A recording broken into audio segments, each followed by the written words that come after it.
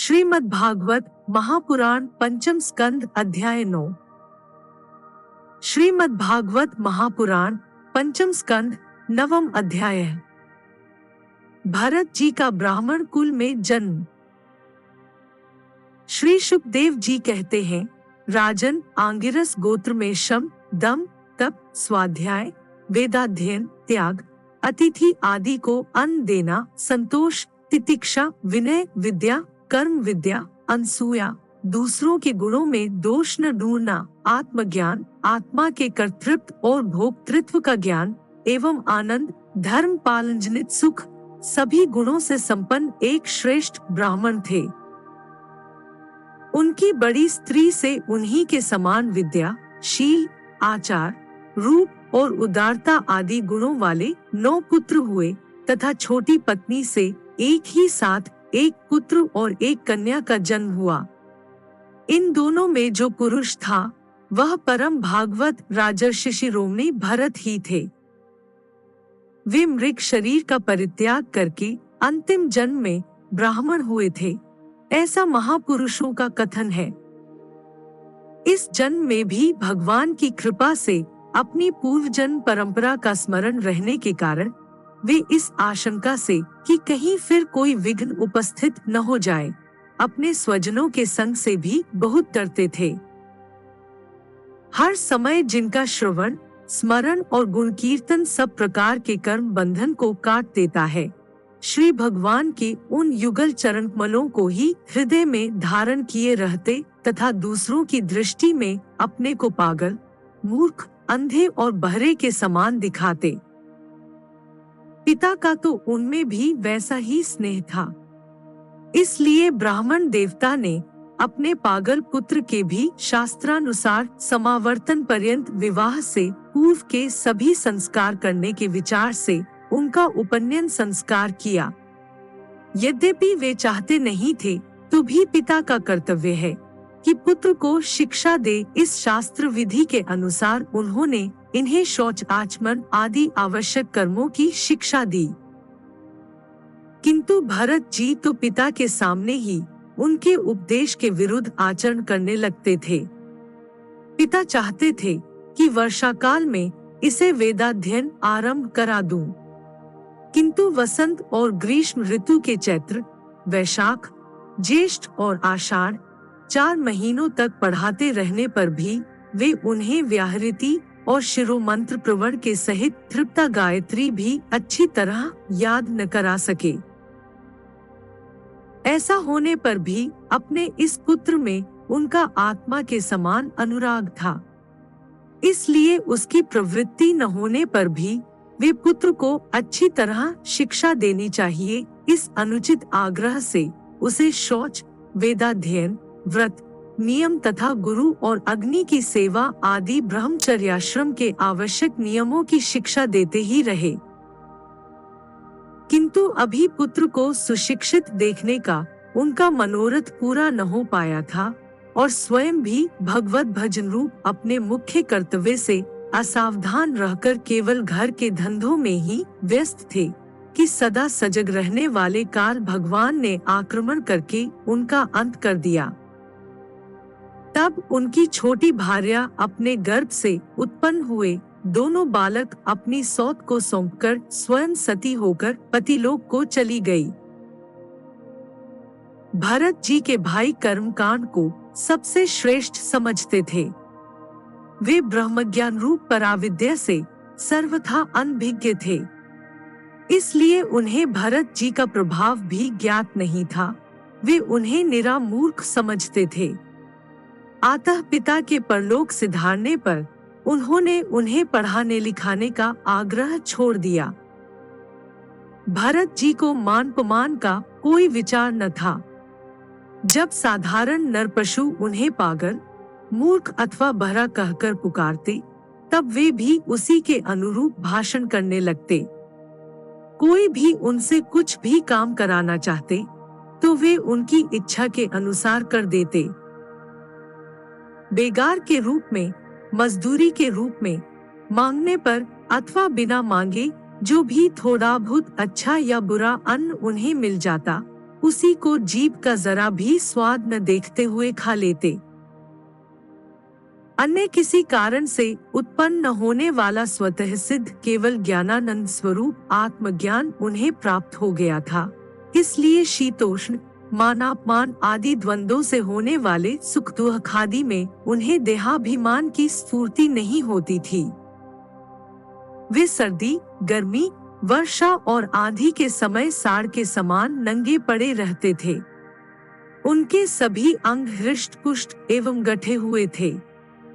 वे पृथ्वी पर ही पड़े रहते थे, कभी तेलुबटन आदि नहीं लगाते थे और न कभी स्नान ही करते थे। इससे उनके शरीर पर मैल जम गई थी। उनका ब्रह्म तेज धूली से ढके हुए मूल्यवान मणि के समान छिप गया था। वे अपनी कमर में एक मैला कुचैला कपड़ा लपेटे रहते थे। उनका यज्ञोपवीत भी बहुत ही मैला हो गया था। इसलिए अज्ञानी जनता यह कोई द्विज है, कोई अधम ब्राह्मण है, ऐसा कहकर उनका तिरस्कार कर दिया करती थी, किंतु वे इसका कोई विचार न करके स्वच्छंद विचरते थे। दूसरों की मजदूरी करके पेट पालते देख जब उन्हें उनके भाइयों ने खेत की क्यारियां ठीक करने में लगा दिया, तब वे उस कार्य को भी करने लगे।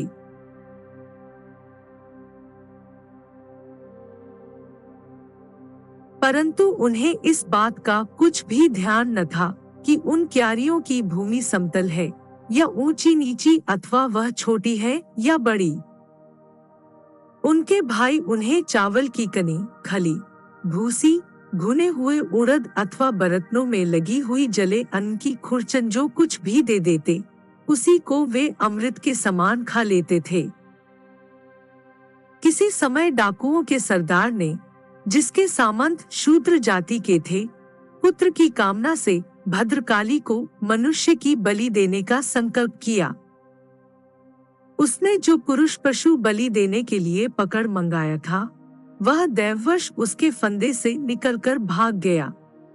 उसे ढूंढने के लिए उसके सेवक चारों ओर दौड़े, किंतु अंधेरी रात में आधी रात के समय कहीं उसका पता न लगा।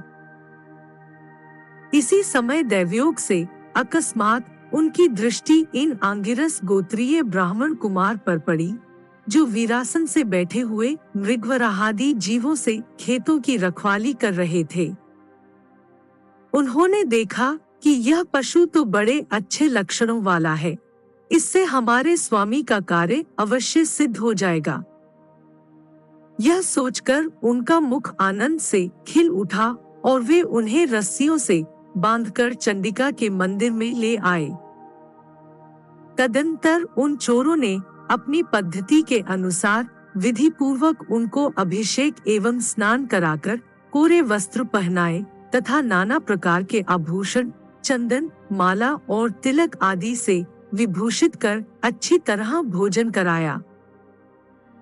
फिर धूप, दीप, माला, खील, पत्ते, अंकुर और फल आदि उपहार सामग्री के सहित बलिदान की विधि से गान, स्तुति और मृदंग एवं ढोल आदि का महान शब्द करते उस पुरुष पशु को भद्रकाली के सामने नीचा सिर करा के बैठा दिया।